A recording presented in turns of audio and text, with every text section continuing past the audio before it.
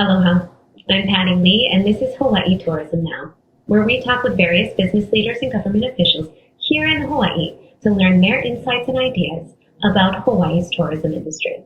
Today we have Mr. Mufi Hannemann, President and CEO of the Hawaii Lodging and Tourism Industry, and former mayor of the city and county of Honolulu.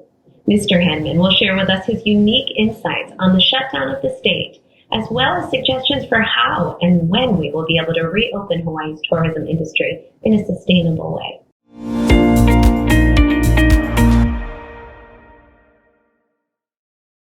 So, can you begin by describing the current state of Hawaii's hotel and lodging industry?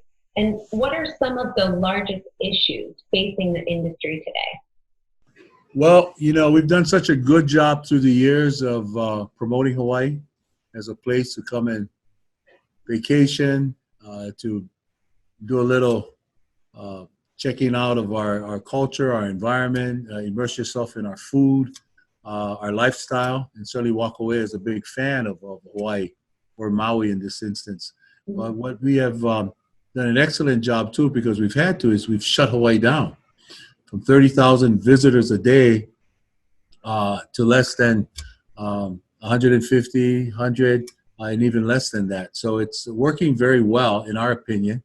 Of course, we don't want anybody coming now, and despite the fact that it's just involved with and it's ongoing now with a big promotional campaign to tell folks on the mainland, stay home now, we'll give you aloha later.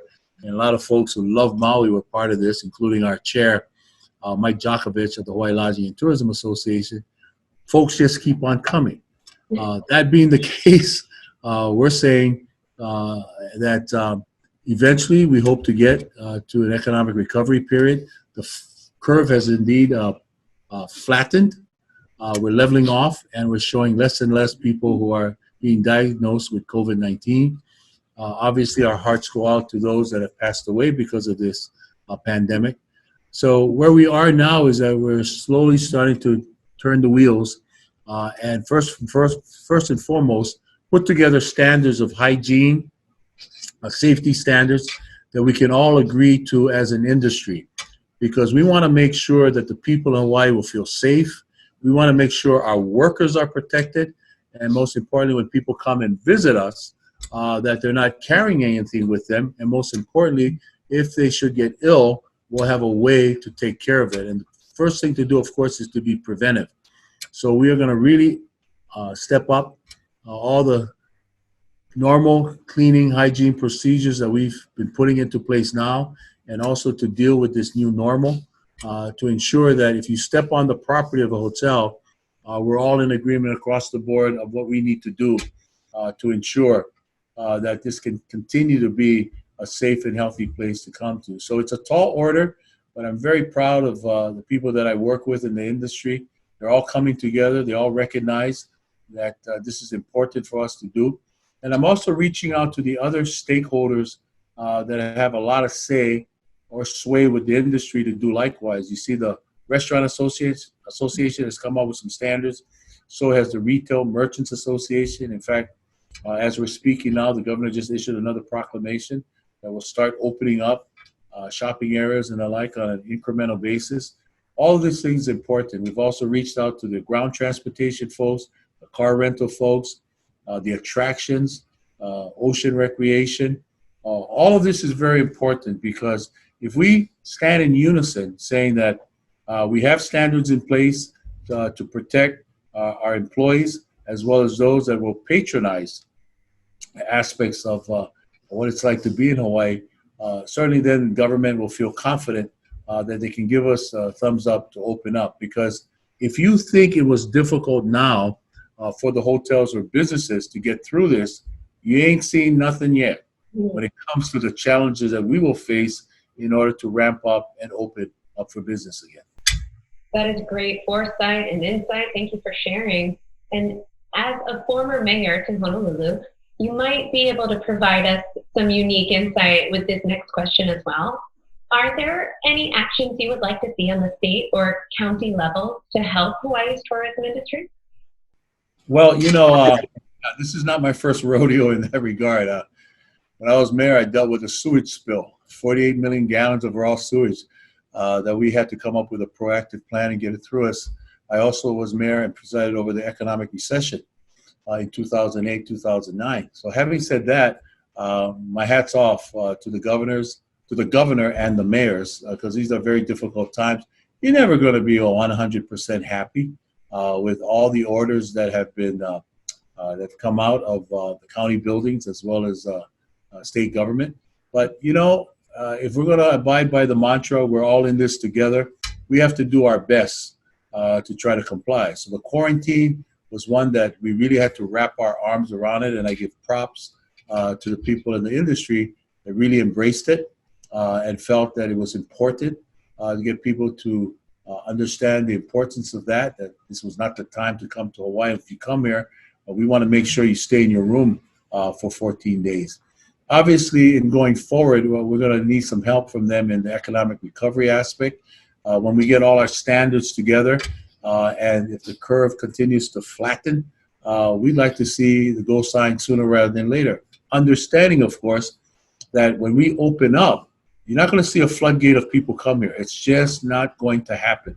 First of all, internationally, nationally, not just Hawaii, people have some real apprehension about traveling. So key to all of this is the airlines and what the airlines need to do and what the airports need to do. They need to put measures in place that will make sure that people who travel are healthy and not sick. And if they are sick, they shouldn't get on that airplane. They shouldn't be able to leave their airport and go to the places where they say they're going to reside at. And conversely, it should also work for us. If we're not feeling well, then the same standards should apply to us as we go to the mainland and other parts. It's no secret that most of the COVID cases that we've had here at home has been found from people who have, from Hawaii, who've traveled to the mainland and have brought it back. So that being said, it works both ways. And certainly we want government to be of assistance in that regard, especially with respect to where they can directly assist at the airport. It would be great if thermal screens are put in every airport throughout the state that the state can pay for to ensure that when people come here, they're going to be tested again and see what their temperature is before they go to the hotels. Tightening up those measures. And I would say, from the airline industry, it'd be great if people are of the opinion that we should be testing folks before they come here. And there's a case to be made for that. I think that government relief might have to come that way for the airlines to make that a mandatory part of what they do. And maybe we need to reach out to Washington to be able to do that, because that is also beyond the financial capabilities of the airlines, and certainly of the hotels and businesses here. If they want to go one step further, other than what we're saying we're prepared to do to ensure public health and safety, then government has to give consideration of also subsidizing that aspect of it. Certainly, property taxes are due in the month of August. And I know for many of our hotels, that's going to be a hard bill to pay. As we're all facing now as individual homeowners or renters, we're getting a break. We're getting some kind of opportunity to kind of defer that into the future, even waived. So I think government has to think long and hard about not collecting that full payment, because here's the choice. Either you have the property owners pay what's due in full, and if you do that, that will delay hiring people back on. So if you don't do that, and you don't ask for the maximum, they'll give them a chance to start bringing people back incrementally. There is no way, I've seen the estimates of economists as well in our industry. Even if we started to open up in July, and let's just say, it's only going to be about 10%, 15%. You're not going to see a 50%, and some are saying we won't get to 50% to the end of the year. So that's half of what we see. So you can say, if you're out there, say, well, there's too many tourists anyway.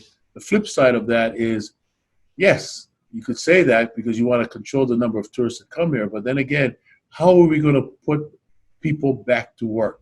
There's no other industry that employs as many people statewide, over 225,000, 250,000, some have said, $2 billion in taxes, $17 billion in revenues, and the TAT that is paid by people who stay at the hotels is also given, that portion is given to the county to help them balance their budget.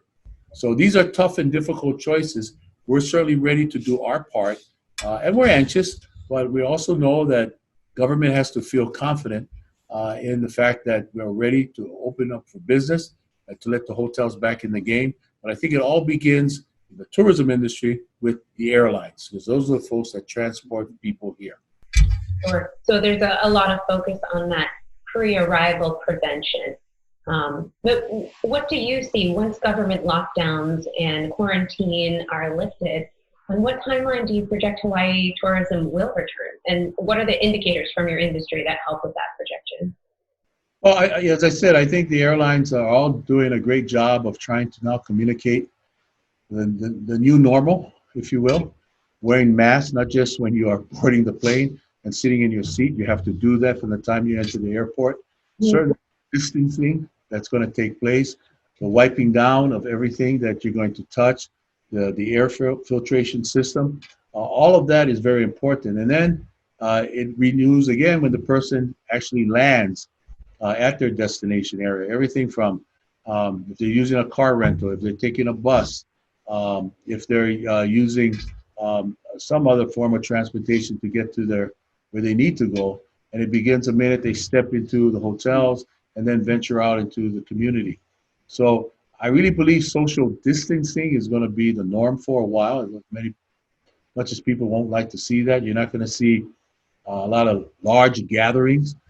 We have to rethink, because a big part of our business has always been weddings, parties, special occasions. Who knows the limitations on that, but certainly we all know that you can't be sitting as close together as you've done in the past. So it's a whole new transformation of the way that we're thinking. But fortunately, we've had to go through this quarantine stage. So there's a lot of lessons learned that we've been able to gather. And we've been looking at best practices of what other areas have done. I've always said New Zealand is the model. I went to school in New Zealand back in the late 70s. They've done a terrific job of locking down quickly and strictly. And I think maybe if they had done that here too, been very strict about it instead of kind of a piecemeal rollout, we probably would have been further along than where we are now. That being said, they're starting to not only do domestic travel, but they're looking to do a bubble arrangement with Australia to kind of test this out as they let people come into their country and they travel to Australia. They provide an excellent blueprint for us to go forward. Both cultures adhere to the importance, one with the Maori culture, one with the Hawaiian culture, with the Polynesian culture. Very sustainable. Ecotourism is alive and well in both places. Quality visitors that come there, they're going to respect the land, respect the resources and the like. So it's a way I think we should be looking at in terms of how we come back with responsible tourism, as opposed to just open up the floodgates and let them come from wherever. Right. In your opinion, once Hawaii tourism does return, you don't think it will be business as usual? It's going to be a little bit different. How do you think a future Hawaii hotel stay will be different for a visitor? Well, I've always said one of our mantras, and when I was mayor, I used this a lot to lure the APEC conference to come to Honolulu, and we beat other cities throughout the nation for that very prestigious conference during the Obama administration. That is to really promote the fact that we are one of the safest places to come and visit. We have not only excellent first responders across the board, law enforcement officials, but it's complemented by the excellent component of the Pacific Command that's here, our military forces. So now we just have to embrace a new model that adds to the safety and really talk about this being one of the healthiest places. Now, some people say it's a pipe dream, but I don't think so, because we've always prided ourselves on being a very great place to live and work. That's why a lot of people here, despite the high cost of living, they want to live in Hawaii. They want to raise their children here and grandchildren and the like. So I think we just have to go back to that and make that part of what we do and everything that we do. And we do that. I don't think people should be concerned that, oh no, now we get just putting all our eggs in the basket of tourism. No, it should permeate every aspect of what we do here, because that's the kind of tourism model that's going to sustain us for years and years and years. So that means, looking for opportunities to blend in with the environment, respect the environment. I've always said, instead of running away from tourism, how about ecotourism? How about health tourism? How about tech tourism? How about agritourism? All those things will depend on that particular sector rising up again. But if you couple it with tourism, now you can take it to another level, because you're not just depending on the local economy. You're depending on other people to come here. An interesting question was posed recently at one of these committees that is looking at economic recovery. And it was asked of the Hawaii Farm Bureau, how much of their business, how much of the ag business is done with hotels and restaurants? Well over 50%. And that raised the eyebrows of a lot of the business folks that were in that meeting. They didn't know. But we in the hospitality industry, we know that. So if you want to talk about sustainable agriculture, you need a strong tourism industry to support that in the long term, because if you're just relying on it being done through local people being able to shop and the like, they'll do that, but you'll hit a certain level and then you'll flatten off, because many of them still rely on the hospitality industry for their jobs and their livelihood. So couple that, if they're gainfully employed, and then the people that would come to Hawaii during this time, now you're really talking agriculture can really come back and be very robust. Very wise. And, this crisis, of course, has been very deep, and the economic impacts are significant. And as you're describing, have a ripple effect throughout the community. Are there hotels in Hawaii that you project will never reopen? Oh, wow. You're asking me to be a soothsayer here. I think that everyone's going to struggle to come back. Even the strongest businesses, restaurants, hotels are going to face tremendous difficulty. So it's really going to depend on how much have they lost during this period. And also the additional taxes that is required from businesses to sustain the operations of government, and also sustain people who reside in Maui, Molokai, Lanai, Hawaii, Kauai, and the rest of our state. So it's going to be tremendous hardship, no question. I wouldn't venture to guess how many of them will actually go up, because I know all of them will give 100% effort to try to stay in business, because you build relationships with employees. They're part of your ohana. So I'm so heartened to hear of how many of our hotels continue to feed their furloughed employees. Some of them do it once a week. Some of them do it twice a week. They just kind of, reach out to them and say, we're going to do what we need to do to feed you and your families every Friday night. Or I've went out and I've asked the greater community to contribute so we can do this. That's one of the reasons why I've done this Aloha Later campaign to tell people not to come here, and buy these ribbons that would entitle them to get some Aloha Later when they come back with these discounts at our participating businesses. We're raising that money so that we can also contribute to helping feed our furloughed employees. Some of them, I continue to hear, haven't received their check in over 5 weeks. Over 5 weeks, they've been without a check. Some of them were the sole breadwinner in that family. So it's very disheartening to hear that, but I give hope and optimism, because I know those that can and will be in a position to kokua and try to help as many people as possible. Well, whether it's a small business or a large corporation, how do you think that business leaders should be working together to help rebuild Hawaii's tourism industry for those people? Well, it's going to happen. We're a small place, and I think we got to adopt the mantra of "small is beautiful." It's the title of a book that I read back in college by E.F. Schumacher called "Small is Beautiful," and I think that should be our slogan. We're very different from the contiguous 48 states, of course, Alaska being separated. But that being the case, I think we can come back and dictate more of our own terms of how we want to recover. But that's going to require all the businesses working together. And once again, I know sometimes people don't like to hear this, but tourism is going to be the centerpiece. Yes, I understand innovative technology and the need to grow that industry. Yes, I understand some of the science and space things that we want to do. I'm all for that. But in the immediate short term, we've got to still ride on the backs of tourism to get us going. We depend on it for the taxes. We depend on it to ensure that jobs are out there.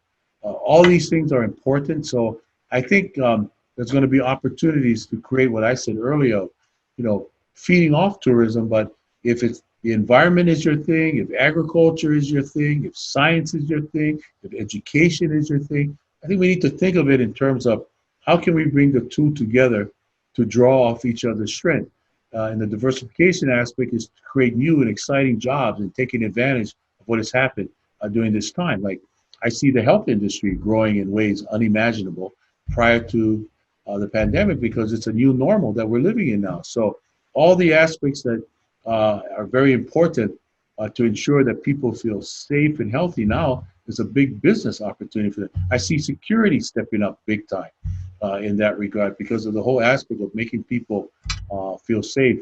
And even in construction, I see that happening. If there's one area that shouldn't slow down is the CIP, and government understands that. And I think we may have to be a little more understanding because sometimes people say, "Oh, too much humbug, it gets in the way, traffic because they're digging up our roads, doing our sewers, what have you." But all those things are important to play to our strengths, so to ensure a very healthy recovery down the line. Well, Mr. Hannemann, thank you so much for sharing some time with us. Is there any last thing that you'd like to personally say to the community and those in Hawaii?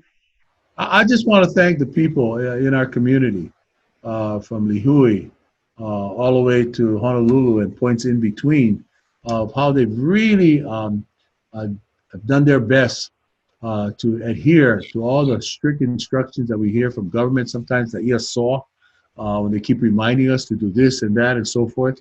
But the proof in the pudding is that we've done a remarkable job of flattening the curve. And I know every island has had to deal with certain spikes that have happened from time to time. But I think if we just kind of keep the faith and recognize that we'll get through this, all things will pass. And I think it should bring us up with a renewed sense of energy and creativity going forward. I've always said we always have to adopt a credo from the Girl Scouts: leave the place better than you found it. And I think that's what this will help us do. Learn from what has happened here, and then look forward to taking the mistakes of the past, and then now making sure that we go forward and build together, and we do it in a spirit of ohana. Well, mahalo, and thank you for sharing that message with our community. We really appreciate your time. Thank you, Patty. Thank you for having me on. Aloha.